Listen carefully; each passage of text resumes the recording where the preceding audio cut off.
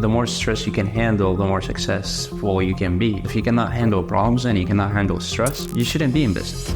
So how does a 30-year-old going from being an immigrant to building multi-million-dollar modern homes? This is Layth Faraj, but he wasn't always building luxury homes.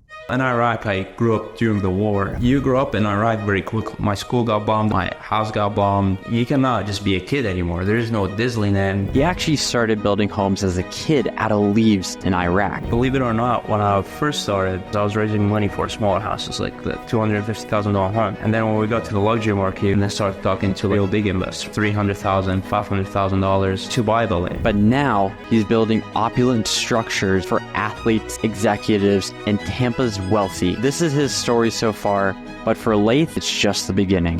When you're evaluating a project, what's kind of the typical ROI that you're trying to get on a project or look for? You gotta make money as far as the investor, developer, and as far as the builder. You're looking 30 to 40%. If you're just a builder, which a lot of builders are doing right now, cost plus, so whatever it costs to build a house plus 25%, so it's between 20 to 30. What are some things that people are asking for now in like a modern house or a luxury modern house? What's next for you?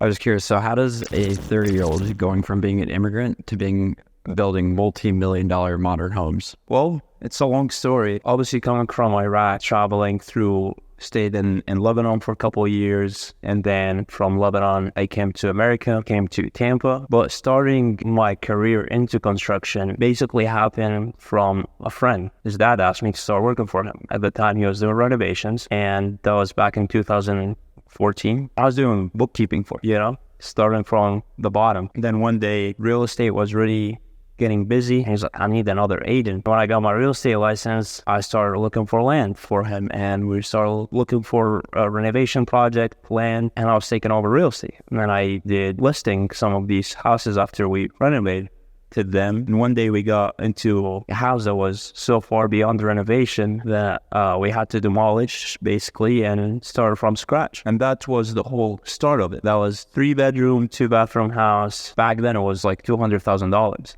After everything was built and ready and to be sold, it was $250,000. So from there, I got into construction. Also by coincidence, superintendent didn't show up to work or something, and I was like, all right, well, I'll go and talk to the inspector. Then I started going to the site more often. Then I was going to the site with different supers, and I started learning from different people and just being around. And I really developed that love for it. And then I started taking over construction. So then I was running the job sites. I was working with the engineers, designers, MEP engineers. So it was like, and this all started with this really, really small houses, like first time home buyer. And eventually we were like, all right, like this is getting a little bit boring. So we started doing a little bit bigger houses. And then from there, we're like, all right, well, let's step it up a little bit more. And at that time, it was very small percentage of houses being built in Tampa that are marked, like very, very tiny. So we're like, all right, let's do it. And it's all history now. Where do you get like funding for all these different projects? Believe it or not, when I first started, I was doing like smaller houses. I was raising money for smaller houses, like the $250,000 home. So it was a bunch of my friends, a bunch of people. I was raising $500, $1,000. And then when we got to the luxury market, it was like, all right. And then started talking to like real big investors, like $300,000, $500,000 to buy the land. It's a lot, but it's fun. It's fun raising money and talking. These investors sometimes have a little more passion, and sometimes they don't care. They just want money. Like the private lenders, they're sharks and they want their money. Where do you find whale investors? When you have a good project on hand and you have a vision and you can present to them that you're trustworthy, have a track record that you guys are performing, you can get them through word of mouth. Sometimes you just have to cold call on Google. As long as you make it easy for them to make that decision, which is by basically giving them the deal and you knowing understandingly 100% what you're doing and be like, I'm going to do this. It's going to cost me this. This is how I'm going to pay you back. This is how my cash flow is working. This is how I'm going to pay you your interest every month. They're fine with it. They're in the business of lending money. So if they don't lend money, they're not making any. When you're looking for like a deal for a project, what kind of fits within like your deal box? How do you decide? Well, obviously rule number one is location. That's real estate. Number two is, can I build a house, a luxury house in this neighborhood? Will it stand? Am I going to be overbuilding or am I going to be within the neighborhood? A lot of people are looking for lifestyle. So when you're looking for the location, you want to make sure it's close to restaurants or into museums and into arts. They have that, so it's all within that neighborhood. Then you look at the land. Is the land going to be big enough? Is it buildable? Does it have sinkholes? Does it have utilities? Do you have restriction of zoning, heights? There's a lot of different things that you need to do. So there's a lot of different pieces that you need to piece together. And obviously at the end of the day, you're in business, so you got to make money, right? Yeah. You cannot be building a $5 million home and selling it for $1 million. So you need to make sure your numbers are going to sustain. How do you get access to some of these deals, the land, before everyone else? So a lot of it is connection. So like, at this point, I'm not running or chasing land. It's usually phone calls coming to me and text messages and emails. Like, we got a deal, you want? So when you're evaluating a project, what's kind of the typical ROI that you're trying to get on a project or look for? Yeah, that also depends. You got to make money as far as the investor, developer, and as far as the builder. So in that case, you're looking 30 to 40%. If you're just the builder, which a lot of builders are doing right now, cost plus. So whatever it costs to build a house plus 25%. So it's between 20 to 30. It's different depending on the house. How do you find like good contractors? From my perspective, one, everybody got to be licensed and insured. Number two, you got to check their work. Don't just depend on pictures. Like, anybody can send you pictures like, hey, I want to go to your job site. Make sure you don't pay people up front. At the peak, how many houses were you kind of managing at one time? These were like a lot of houses. Some of them were next to each other. We were doing development and water, street, sewer, electricity, gas. That was a lot of it.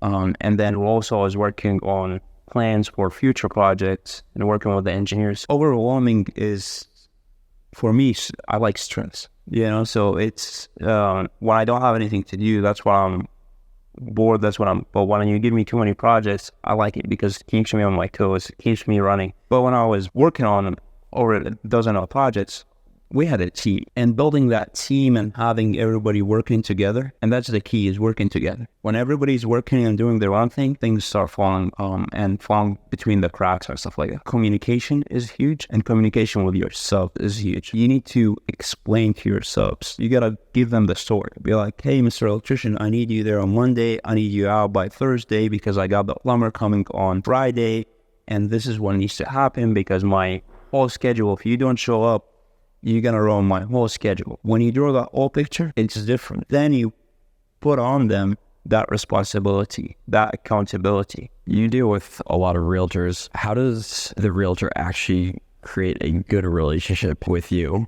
versus like the wrong way of going about it? Well, the wrong way about it is they show up and they be like, I want the list. And that entitlement is very, very annoying. Because literally they come in, you don't even know them, you don't know what they have done. But I worked this hard not just to give it to you, well, I don't even know your name. Give me a presentation, tell me why I should give you the listing, tell me what's going to be a good working relationship between us. However, there's also realtors that are very professional. They come in, they help you, they give you value, they tell you about the market, they tell you, hey, I found like this piece of land, If you're bringing me a piece of land, I'm going to give you the listing at the end of the day, Like if we work together and you find a really good deal and a really good real estate part, like, hey, Layth, I found this deal, do you want it? And as a token of appreciation, obviously you're getting commission of the sale of the land. Well, as a token of appreciation, when the house is done, I'll give you the listing. And another way, when it's a property that I haven't bought and get a realtor coming in and checking the house, they give you good pointers and they bring value to you. And they were like, I have sold this, and this house in this area. Okay, well, let's talk about it. What are you going to do? Don't just tell me that you're going to put it in MLS. Like, I can do that. I'm a licensed realtor. Like, obviously I don't practice real estate, but anybody can do that. So what is besides real MLS you get? What besides you gonna tell me, oh, I'm putting it into our internal system, into the brokerage? Like, that's great.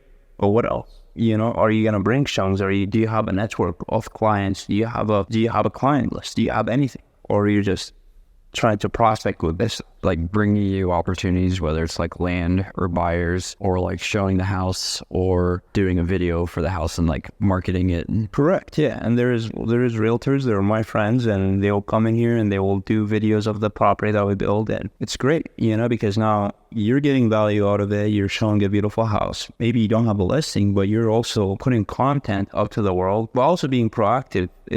That's the key word, being proactive. Don't just take the listing and then sit back and wait for somebody to come in. You can bring a deal on not necessarily a piece of land. Like, you can bring a deal, hey, Layth, I got a client, they have a piece of land, they want to build on it. All right, well, I can help you build that property for the client. Or they want to do a joint venture, you know, as far as like they want to build it and sell it. So I can build it, the realtor can sell it when it's done.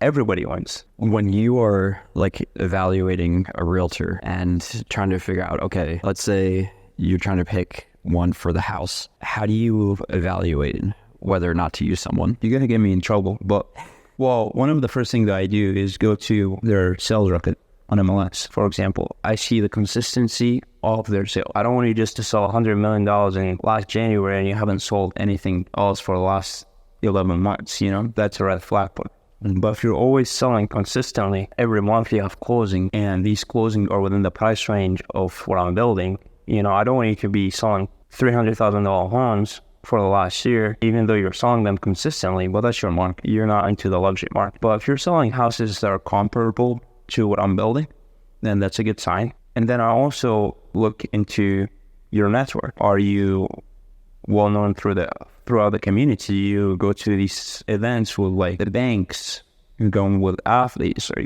what is your surrounding? You know, that's a huge thing as well. Your social media presence, because believe it or not, in today's day of age, is a lot of it is social media. That's the old media, which was like magazines and newspaper. Now it's all Instagram, even TikTok. You wouldn't think about TikTok like you think people don't have money that are watching TikTok, but in reality, they have a lot of money. They can afford these things. So these are like three main things I look at.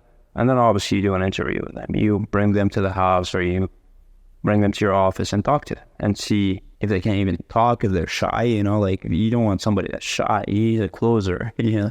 So tell me about the philosophy around why you build what you build. I wouldn't build anything that I wouldn't live in. So I always imagine myself living it. This is my house. How am I going to live? What do I want in this? And that the philosophy right there, you take it into the construction and the design. So what are some of the features that you put in that maybe someone else doesn't, or features that like you want in homes that you end up putting in? There's things where we're sitting right here that is not typical in a spec. Maybe in a fully super custom house that are super high end, maybe. But like the kitchen behind us, we do Control 4, for example. We do light control system. Light control system, I can literally, from anywhere in the world, I can dim the lights, I can turn them off, I can click a button on the wall, and I can just welcome home or goodbye, and it turns on the whole house or turn it off. For example, like myself, I like to look outside like the industry or outside the market and kind of see like what other people are doing or try to model like the best. What are some things that you kind of brought into like Tampa, or like some things that you were inspired by? Modern houses used to be so cool.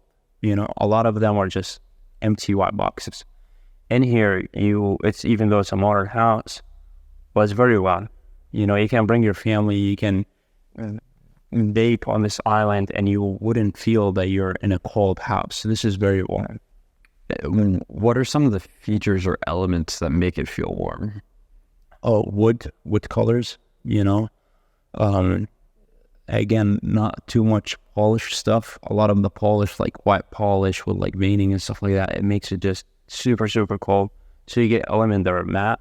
Furnishing it with furniture that is more cozy, more family oriented, and instead of the leather or the recliners and the lazy boys, like these things are things of the past. Furniture plays a big role into tying in the house. So when you're designing the house from the beginning, you also gotta design the spaces with the furniture. So you speak to a lot of buyers, you speak to a lot of realtors as well. What are some things that people are asking for now in like a modern house or a luxury modern house that you've been putting in? Yeah, they definitely want an office. A home office is a must. They do like the technology.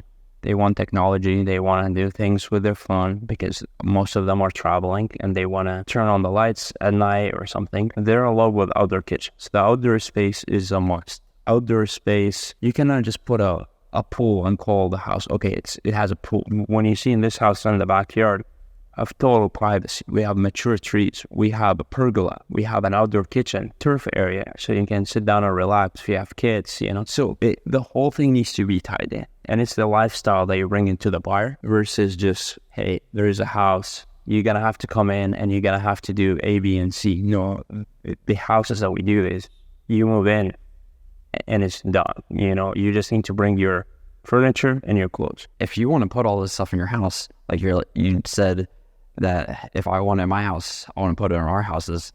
How do you stay on budget? Because you can, you can easily get off track when you're building a spec that is yours, right? Sometimes it's going to increase the price of the house because you put something, and sometimes you're going to break even on that investment, and sometimes you're going to lose a little bit of money because now you're educating realtors and you're doing trial and error, right? So like you're using a new product, but also you need to educate the realtors and be like, hey, I put this in this house. You know, this is what it does. This is where I put it. This is why it's going to make your client's life easier. So then they see the value in it. And then when the client comes in, and you can also, I do sometimes walkthroughs with the client and the realtor. So even the client is bringing a potential buyer, I'll be here and I'll meet them and I'll shake hands with them and I'll tell them about the build and why we did what we did. So like what specifically, if someone said, hey, where do people cut corners, but you would never recommend to cut a corner? Obviously the structure of the house. That's one thing that is huge for me. The structure needs to be, you know, solid. And windows. Windows is another thing that I wouldn't cut corners. Use impact-rated windows. They can reduce the noise. They can, break-ins won't happen because it's a lot harder to break up impact-rated window. And then we live in Florida, so we got to be realistic. We have hurricanes, you know? So you obviously didn't start building $3, $5, $7 million homes. You started at 300,000. Correct. What are some lessons that you've learned along the way? Oh, a lot. Yeah. You got to be humble. You gotta be around people teaching you stuff. You got to triple check and you got to do your own research. You know, I learned a lot of stuff back 10 years ago from YouTube and from following different builders. Now you got to do your own research in aspects like what I'm telling you with a tile guy. He comes and he does tile and be like, oh, I've been doing it for the last 20 years this way. And you're like, no, this is not how it's done. We're like, oh, but I've been doing it for 20 years this way. So you got to triple check everybody. Electricians, plumbers, don't just assume just because he's the plumber, he knows everything about plumbing. That's a myth. Don't just think, I'm the builder, I'm going to do my job, the plumber is going to do his job, the engineer is going to do his job. You know, you got to understand the whole aspect of design and build. Was there any specific project that was kind of a tough lesson because maybe you underestimated? One of the toughest things is managing people. Managing the subs, managing the employees. It's sometimes you can call it babysitting. You know, it's a lot of emotion, a lot of like you gotta make sure there's communication between them, that they like each other, they do a teamwork at the end of the day. Because just in this house, there's a ton of people that worked on it. It's not 1 or 2 or 3 or 5. What lessons did you learn about managing people throughout all of this? You gotta tell them the why. You gotta present to them the why. And you got to show up and you got to do the work and you got to also help them and mentor them. You know, it's okay to say I don't. You know, they got to understand that I don't know is a real thing, but they got to be comfortable asking me the question, how do I do it? You got to make sure they're comfortable to come to you when there's a problem. keep the communication, keep the community and teamwork alive. That's something that is huge. But don't only treat them into the business, like understand what they're going through. Because sometimes they have personal stuff. They have a bad day, and be like, hey, what's going on? Like, do you need something? Do you need a day off? Like, go do what you need to do, like take care of your kid, pick them up from school. Don't be too harsh on, oh, you need to be here at 7 and you need to leave at 5. Okay, like, can I take 2 hours in between? Like, no, like, be flexible. They're humans, we're humans. At the end of the day, the project gotta be done on time. So where did your love for construction start? I think it was my blood, to be quite honest with you. Like, since I was like super young, I always built stuff in the backyard. Like, I was more raised in Iraq and have a bunch of palm trees, and I always got the branches of the palm trees and like made, I guess tents or houses or whatever you want to call it in the backyard. But it comes from my parents. My dad is an architect and my mom is a civil engineer. I used to go with my dad to his projects. He used to renovate hospitals, school, things of that nature. In Iraq was a completely different construction in there, but that was the start of it. I was just curious because your family has that background. Was there anything that like you took away to this day? Yeah, I think there is a lot. Like, obviously integrity is one thing that my parents put in. It's like, hey, you gotta be truthful, you gotta be honest, and you gotta do the right thing even when nobody's looking. That's a huge thing. Work was also a huge part of that, and going to work and being innovative and bringing new products and making new designs and new projects that they worked on. So what was it like growing up in Iraq and then coming to America? Well, in Iraq, I grew up during the war. So I was 9 or 10 when the war started in Iraq and Baghdad. And I lived in Baghdad with my family. And obviously things happened and you got bombs and shootings everywhere. You grew up in Iraq very quickly, even though you're 10 or 11, but you have a lot of responsibilities. You're taking over a lot of trauma and stuff like that. And you can push that into, all right, well, now there's none of that. This is great. I'm already grown up. I already have all these responsibilities. So when I had my first job in construction, which lasted a decade, it really prepared me and made me grateful to what America was willing to offer you. What was that like growing up so quickly? And you talked about like the trauma that you had to endure as a kid. I mean, you just deal with it at the time, like my school got bombed. I was at school. My house got bombed, been shot at. Like all these stuff. Like you cannot just be a kid anymore. There's no Disneyland that you're going to. You start hearing rockets going on everywhere, and you gotta start running and hiding.